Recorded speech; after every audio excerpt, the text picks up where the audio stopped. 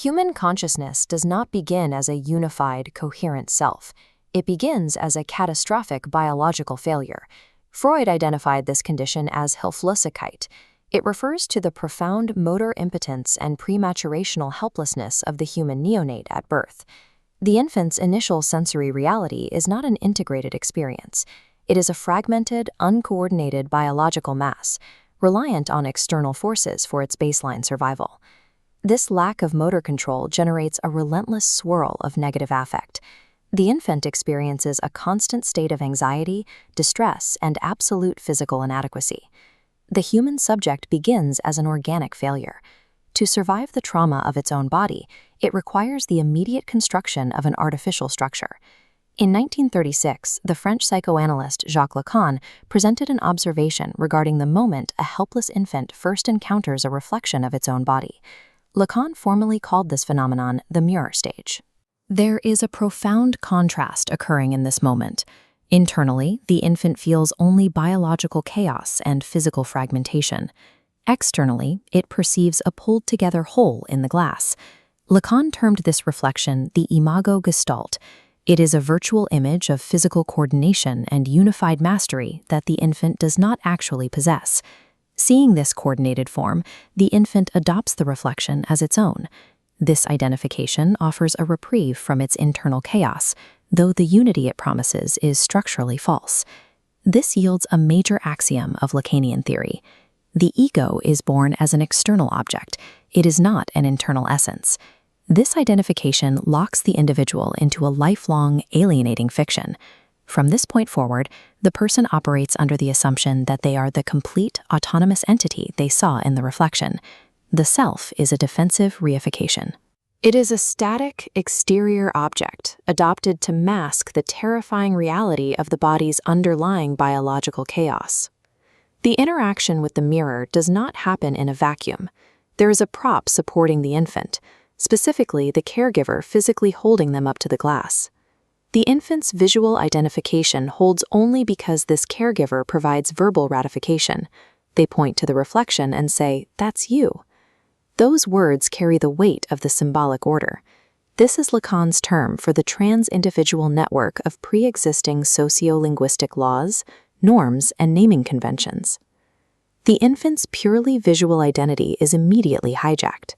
It is overwritten by the caregiver's words, structurally subordinating the child's self-image to the discourse of the other.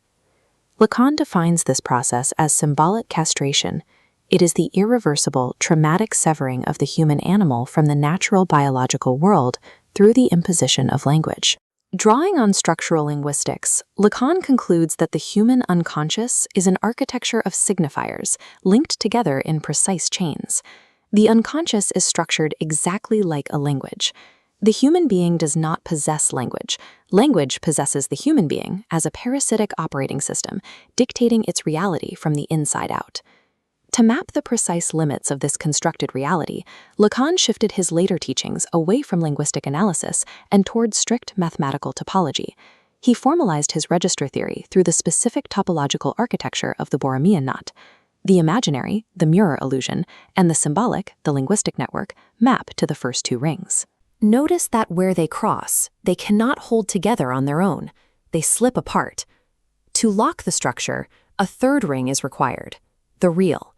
It is the absolute impossibility of symbolization, the raw, traumatic materiality that language cannot categorize.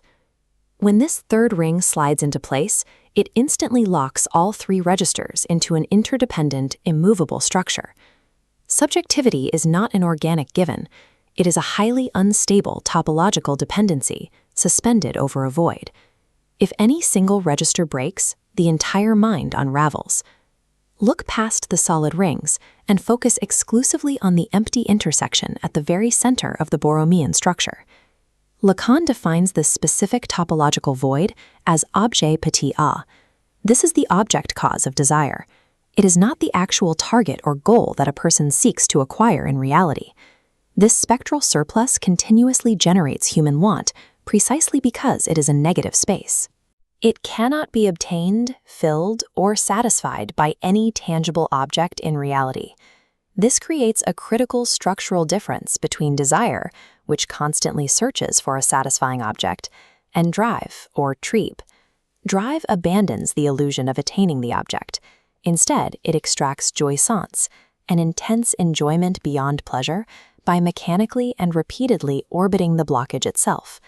The human libidinal economy operates flawlessly only by ensuring that satisfaction remains structurally, mathematically impossible.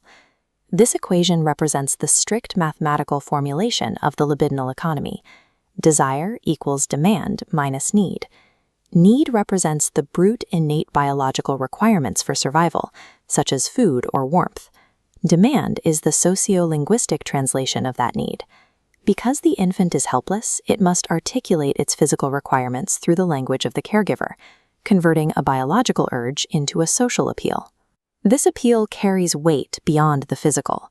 Because the response depends on an external, unpredictable will, the act of being fed becomes a sign of the other's disposition.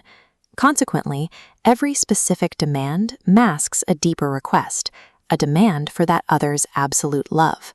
When you subtract the biological need from the linguistic demand, you are left with a mathematical remainder. That remainder is desire, the permanent, unquenchable lack left over when the physical need is met, but the demand for absolute love remains structurally impossible to satisfy. To be a subject embedded in language is to be permanently, mathematically barred from achieving satisfaction. The mind relies on one final structural defense against the horrifying void of the real, the fundamental fantasy.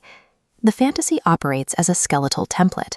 It stages a false, manageable relationship between the split subject and the empty object cause of desire, providing a script for the individual's wants and wishes. Yet this schema remains absolutely vulnerable to traumatic contingencies.